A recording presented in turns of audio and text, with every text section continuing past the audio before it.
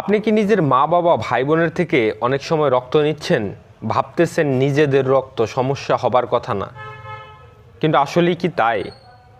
আমি গত কয়েকদিন আগে ফেসবুকে একটা পোস্ট দিয়েছিলাম যে আপনারা কি নিজের মা বাবা ভাই বোনের থেকে রক্ত নিলে কি সমস্যা হয় জানতে চান, এবং আমার অনেক বন্ধুরা সেখানে জানতে চেয়েছেন। তো সেই উদ্দেশ্যে মূলত আমার আজকের এই ভিডিও বানানো।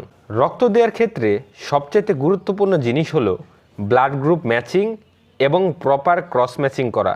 এছাড়াও ব্লাডের যদি কোনো ইনফেকশিয়াস ডিজিজ থাকে সেগুলো স্ক্রিনিং করা হয়। এক্ষেত্রে রক্তের সম্পর্কের কোনো কাজ নেই, কিন্তু এইখানেই একটা গুরুত্বপূর্ণ বিষয় আছে।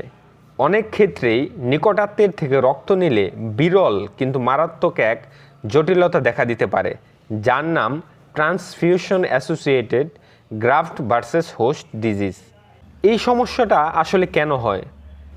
কারণ নিকটাত্মীয়দের মধ্যে অনেক জেনেটিক্যাল মিল পাওয়া যায়, আর এই কারণেই দাতার শরীরের রক্তের কোষ রোগীর শরীরে গিয়ে অনেক সময় আক্রমণ করে, বিশেষ করে যদি তার ইমিউনিটি দুর্বল হয়। তাহলে কি নিকটাত্মীয়ের রক্ত নেওয়া যাবে না?